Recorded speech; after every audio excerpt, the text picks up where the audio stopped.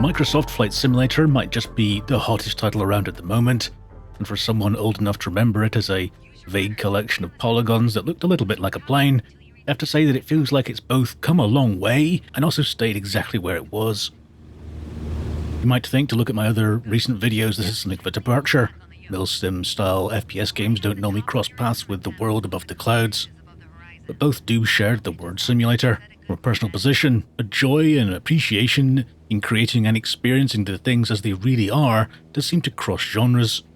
And just before we get into the video, in my normal full disclosure way, I want to say that the makers of the game gave me access via Steam for the purposes of making videos just like this one. For non-plane sim people, it might seem like a rather intimidating choice. After all, most people don't know what every button in the cockpit of a 747 does, so what chance do they have in extracting some fun from this new title whilst seeing the world? Well, one of the most successful things that the developers of this game, Asobo Studios, has managed is to broaden its appeal to as many people as possible. From the most rudimentary levels, like if you flew aircraft in another less simmy game, then there's probably a setting that can make you feel pretty much at home. The game doesn't seem to dumb down the quality of the simulation that it's actually providing though. It seems to instead provide assistance so that players only deal with the parts of the experience that they actually want to. So if that's looking at the astonishing rendering of the world or learning the minute details of the operation of a huge passenger plane, then the game scales to entertain both of those players and everyone in between. And just a quick aside to say, if you are enjoying this video, please do tap the thumb up button. It really helps me out with YouTube and discoverability and all stuff like that. So if you tap that subscribe button as well, I really appreciate it. Thank you. But if we are talking gameplay, then I would emphasize that this is a simulator first and foremost. There's no gated content that you need to level up to and unlock. The aircraft you have access to are open to you the moment you open the game. Want to jump into a 747 after following no tutorials? Fine, there's nothing to stop you. So if you're a plane sim person, then you're probably used to effectively making your own fun. That is, flying set routes that you like, or famous journeys, or battling with weather conditions and so on. For non-plane sim people following the hype around this game, there's probably going to be a slight learning curve to actually starting. This new Microsoft Flight Simulator is the first one in my memory to feel like it's really broken out of the normal genre that sims fit into. You've probably seen, the train sims and the trucking sims and all of those, and you know what, they're popular, absolutely for sure, but they don't feel like they cross the boundaries and appeal to the average gamer who isn't specifically looking for them. This new MS Flight Sim feels like the graphics have taken it into a new territory. People with no experience of gaming at all can look at the frankly astonishing scenery and say, wow, I want to try that. Anecdotally, I've also seen this appear in news articles on the BBC's website as well, and there's not many game releases that get that sort of media coverage. So with all that being said, the learning curve for new players to the sim world is probably the lack of set goals. Like I said, there's no player level XP or unlocks to guide the user towards what they should be doing. There are tutorials that cover the basics of flight, some landing experiences and navigational challenges, but the meat of your time will be probably clicking on the globe, having the whole world at your feet, and deciding what you want to do.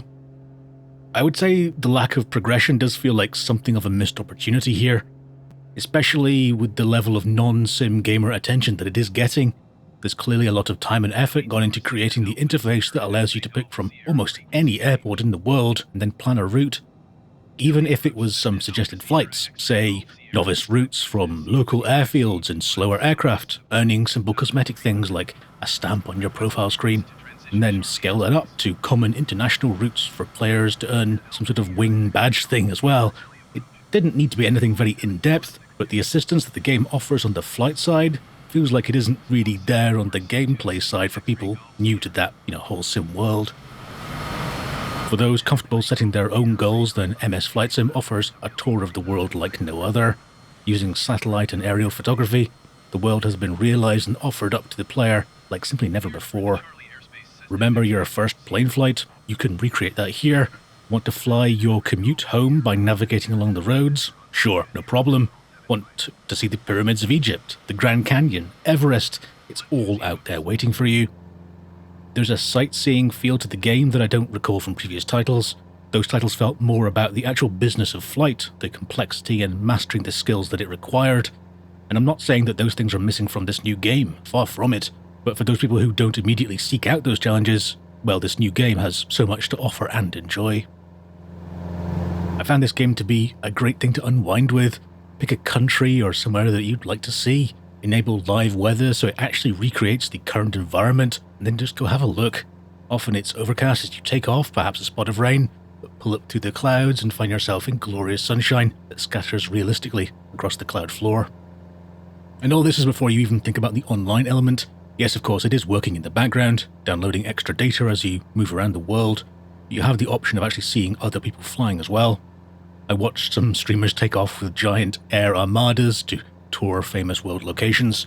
I actually saw Twitch streamer Lyric navigate his impromptu squadron on a run down and through the Grand Canyon. So you can team up with friends or just let the game provide, in a radius around you, the players who are actually there playing at the moment. It certainly helps give the game a less sterile and more alive feel. One point of note that I would very heavily recommend is using some sort of joystick to fly. Keyboard and mouse just doesn't feel right at all. It's far too rudimentary and clumsy for the precision and the smoothness that you'll be wanting. I believe there is some support for gamepads, which I'm sure is a order of magnitude better than using a keyboard, but if you have a proper joystick, then that's what the game really relishes. I don't own anything particularly flashy. I have an old Thrustmaster T16000M, but the game immediately recognized it, pre-bound a bunch of buttons to common actions. It even has a picture of the stick in-game to show me what button it really means when it says button 8 in the prompts. It's actually really impressive to already have that in the game.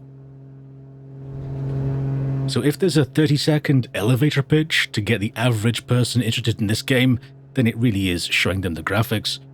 There's no doubt that this feels like a generational leap forward from what we've had before.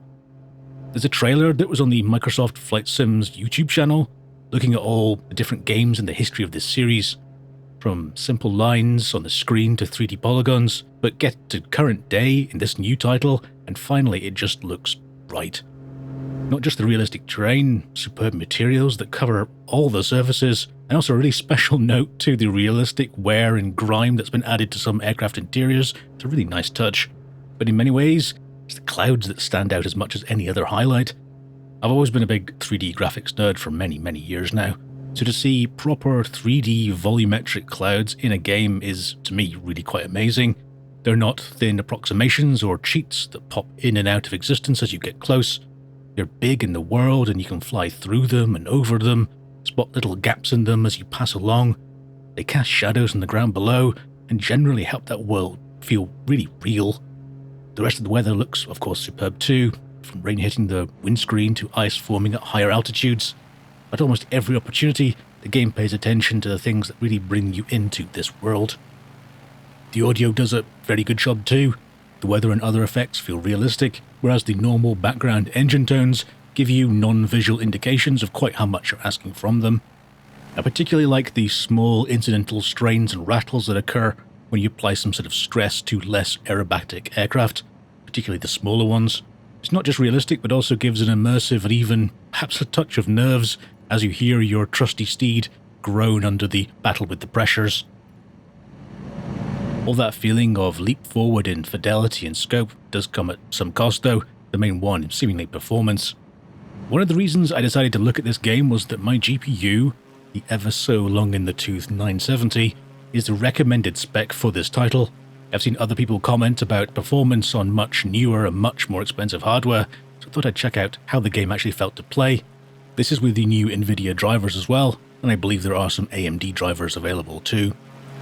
I'd say that the game feels playable, but I want to set expectations for what that means. If you're thinking about high refresh monitors, then I never managed frame rates anywhere near that level.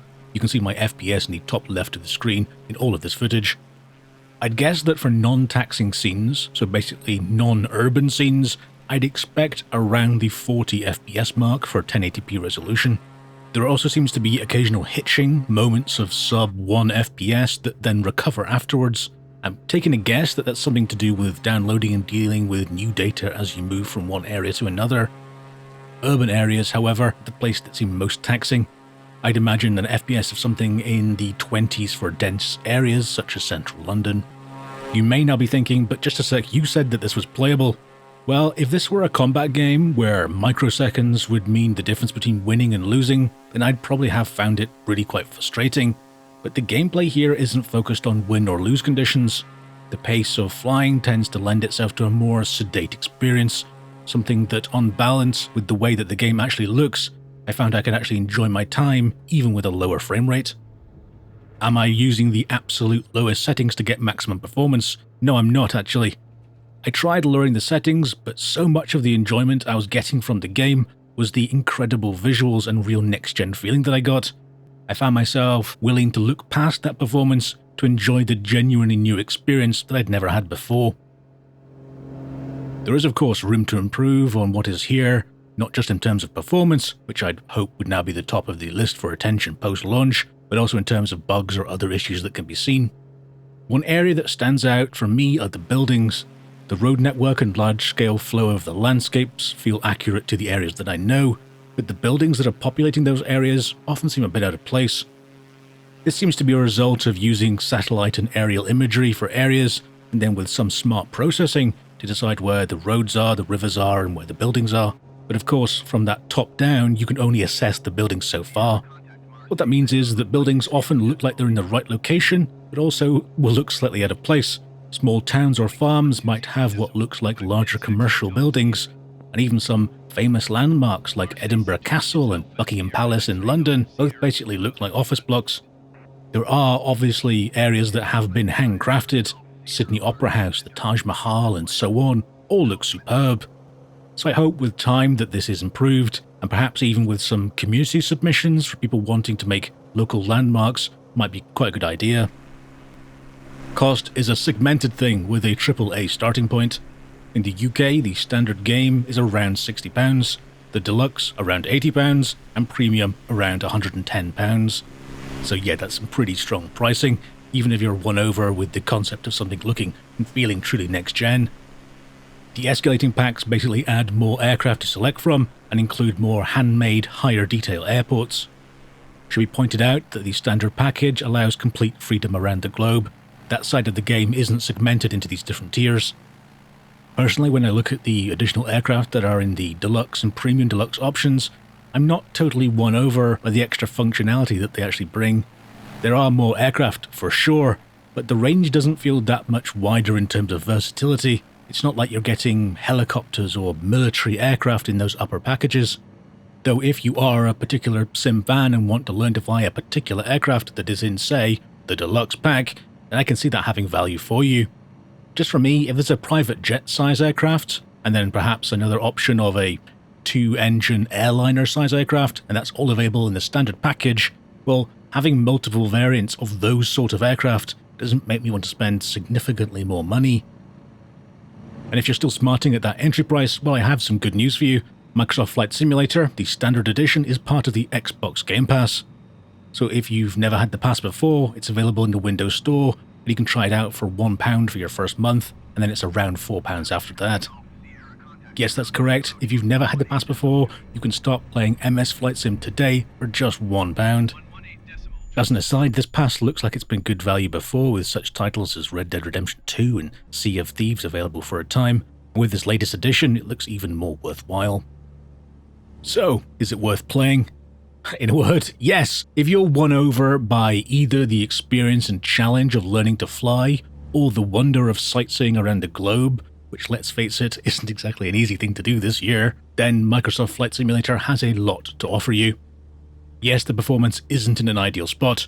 Some of that feels like it's from doing something genuinely impressively new, and other things like those severe stutters and frame drops feel like something that I would hope the devs could improve over time. I have an old computer and still manage to have moments of wonder and awe as I carve my way across the skies.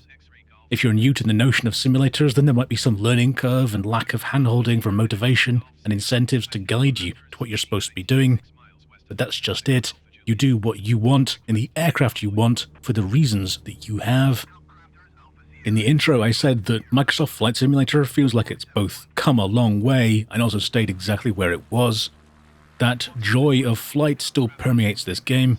You might think of it as its heart and soul of the title. When it was, decades ago, rudimentary lines on the screen, there was still that wonder of powered flight at its core. Now, with the breathtaking visuals and astonishing scope and scale of this new title, the game has arguably a more broadened appeal than it ever had before. I'm very interested to know what you think of Microsoft Flight Simulator, and indeed sims like this in general. Have you played them over the years? Do you think this new title is something that you'd like to try? Let me know your powerful thoughts and feelings by leaving a comment below right now. Like always, I'll be reading every single one of them.